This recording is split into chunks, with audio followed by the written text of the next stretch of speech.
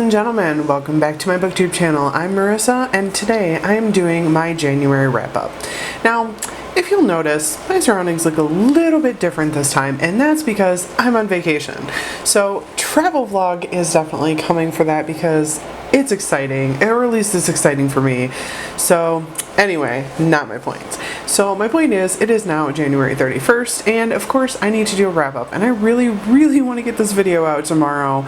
So, consequently, I brought my camera and my laptop on vacation so that I can film and upload and edit videos and stuff. So anyway, so consequently I do not have any of the books here with me that I actually read in physical format, so I am just going to throw every single one of the pictures up on the screen along with the format that I read it in and the rating that I gave it. And of course I'm going to talk a little bit about each one of these. So one of the books I read was Big Magic by Elizabeth Gilbert, and she is the author of Eat, Pray, Love. And I ended up giving this book a 5 stars, and I read it in an ebook format.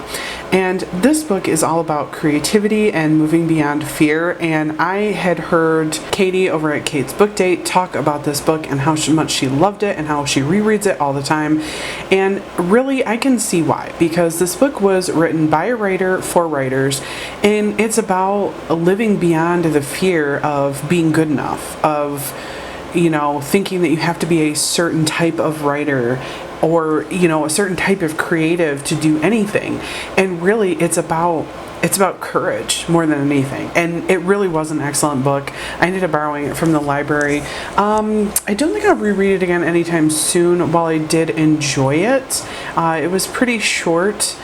But, maybe someday I will pick this up in paperback or physical format and just have it on my shelf just when I need a little extra oomph in my step. So that was the first book. So the next book that I read was Cinder, and that is the first book in the Lunar Chronicles, and of course Cinder is short for Cinderella, and basically it's a fairy tale retelling of Cinderella, but sci-fi by Marissa Meyer. And I listened to this on audiobook and ended up giving it 4 stars. This book is excellent. It's just one of those, good feeling reads. What's gonna happen. It's super predictable. It's filled with lots of lovey-dovey, teenage YA romance, whatever. But it's still good. It's so good. I literally cannot believe that I have not picked these books up sooner than this, but I really enjoyed it. And the reason that I only gave a lot of the books on my list 4 stars, just so you're aware, is that I started using the Copile system, which was developed by Book Roast, by G over at Book Roast. So it's really hard for a book to get a 5 because you're rating it on all these dimensions. So basically every dimension would have to get a 10 in order for a book to be a 5-star book. So, which is good because I tend to just be I loved it 5 stars without actually thinking about it a lot. So yeah, that's why most of my books are 4 stars. So the next one that I read was Cress, also by Marissa Meyer in the Lunar Chronicles series. It is book 2. I also listened to it on audiobook, and it is another solid 4 star. This one introduces Cress is actually, I think Cress is book 3. Yeah, Cress is book 3. Sorry, not book 2. So this introduces more characters, completes, keeps going on the storyline, of course, that we're in book 1 and 2. Not going to tell you too much about it because it would be spoilers, but let's just say a couple more princesses get involved. So the next one that I read was DarkDawn by Jay Kristoff. Of course, that is in the Nevernight Chronicles series, and I gave this book a 4 stars. I read it in physical format. If you don't know what the Nevernight series is, where have you been? Because everybody on BookTube is talking about it. And like everybody on BookTube, I absolutely hated Jay Kristoff's writing style as far as the footnotes go. For the most part, I literally just skimmed the footnotes because most of them were just backstory that was completely unimportant. Some of the points were kind of cool, but I would read the first sentence of it or something because he would have a couple pages worth of footnotes for one thing. And it was anyway, it was annoying. The story was good. I kind of got the feeling going into it that these books were going to be a lot different than they were.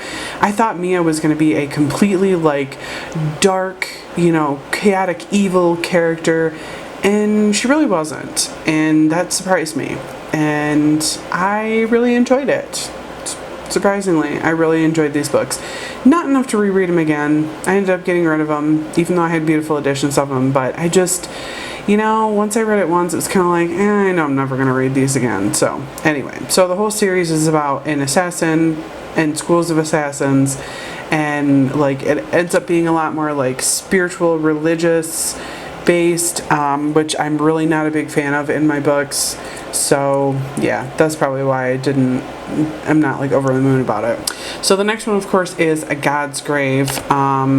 DarkDawn is the third one. Godsgrave is the second book, which I also gave 4 stars. Read that in physical format. And then there is Harry Potter and the Chamber of Secrets, which I don't care, co-file system or not, I'm giving this book a 5 stars because I love it. I love the Harry Potter series. It's a nostalgia thing for me. I know there's issues with it. I know there's problems and whatever, but Harry Potter is nostalgia for me. And every time I'm getting into a reading slump, I read Harry Potter and I'm good. So yeah, I read that one at the very beginning of this month in a physical format. Of course, I've showed you guys my Ravenclaw editions before, so that's the one that I picked up. And then the next one is Harry Potter and the Prisoner of Azkaban. Of course, same Ravenclaw edition. This one I did only give 4 stars. Strange. I don't really care for The Prisoner of Azkaban that much. It's not my favorite book. It's not my favorite movie. So the next one that I ended up reading was Miss Peregrine's Home for Peculiar Children, book 1, which I didn't even realize that this was a series when I picked it up. I literally thought it was like just a book. I've never seen the movie, just FYI. I ended up picking it up in a physical format for really cheap at Ollie's, and then I decided that I wasn't going to read it like that. I was going to read it in audio version. So I ended up listening to the audiobook, and it was pretty good. It was definitely not what I thought it was going to be. I really thought that the whole thing was going to be centered around, these weird, peculiar children, and it really wasn't. The whole storyline was about another boy who ends up finding these peculiar children. And there's like time loop stuff, and yeah, so it's interesting. It's definitely not my favorite book of the month for sure, but yeah, I really did end up enjoying this, and I actually have the next book on hold through my library, so hopefully I can get that soon. So the next one is, of course, Nevernight, which is book 1 in the Nevernight trilogy, and I gave it 4 stars, physical format. So the next one is Dan Brown Origin, and this one is, of course, within the Robert Langdon series, and I ended up listening to this on audiobook. Again, I picked this up at Ollie's for really cheap, and I decided I just didn't want to read it in physical format. I wanted to listen to it on audiobook, and this is not my favorite Dan Brown novel. It was really, really interesting, and there was so much build up. Like, you thought like this awesome story was going to come out, because basically what this one is about is you meet you're following Robert Langdon, and then he's talking about this really, really smart guy that he knows, who basically is trying to figure out the origins of the universe. The 2 questions: where did we come from and where are we going? And there's so much build up, and this whole book is like taking you to this point of finding out what it is, and then the secret was such a letdown. It was like, really, dude? I had this nailed like 150 frickin' pages ago. So I don't know. I really didn't enjoy that as much, just because it was like too much build up for not enough payoff. The secret just didn't blow my mind like I wanted it to. And usually Dan Brown's really good about that. So I don't know if his books are getting stale or what. So yeah, definitely not my favorite. I still gave it 4 stars because Dan Brown is an excellent writer. And I enjoy his worlds and his characters. So the next one is Scarlet, and that is another book in the Lunar Chronicles by Marissa Meyer, and that I also listened to on audiobook, and this is the second book in the series. And this time you meet the Little Red Riding Hood character and the Big Bad Wolf, of course. So there's definitely a big twist on that story in this, and again, sci-fi elements still there, and we're still following the other characters. So yeah, really good book, really good series. Can't wait to listen to the next one. So the next one that I listened to was Shiver by Maggie Stiefvater, and that was on audiobook, and I ended up giving that 3 stars.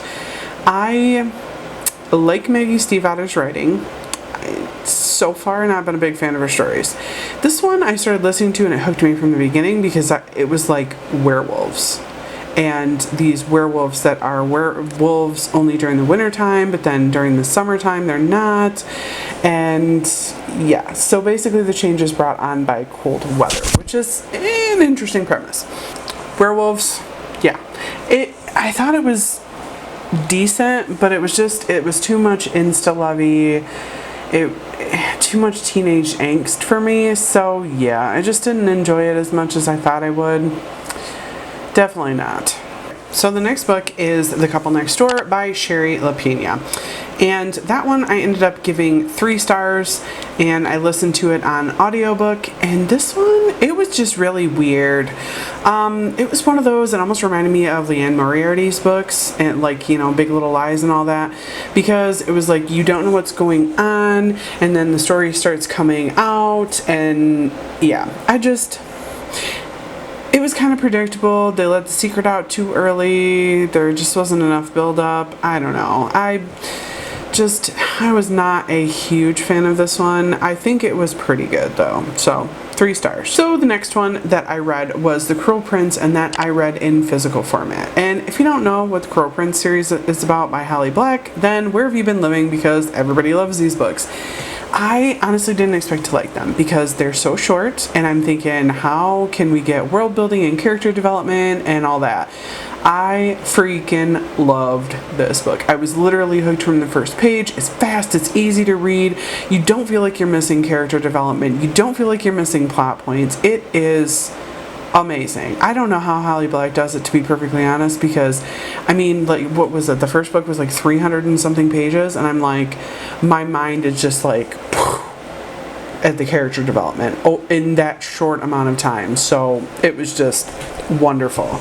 So that is all 14 books that I ended up reading in January. I may still finish The Wicked King tonight, which is book 2 in the Holly Black series. I forget what they're called, the Folk of the Air or whatever trilogy. I still may finish that book tonight, but I'm just gonna put it on February's wrap up, because honestly, I gotta get this video edited, so who knows? We shall see. So don't forget to stick around for my travel vlogs, maybe, that's coming, because I might have to split that up into a couple of days, because right now I've got a lot of damn footage.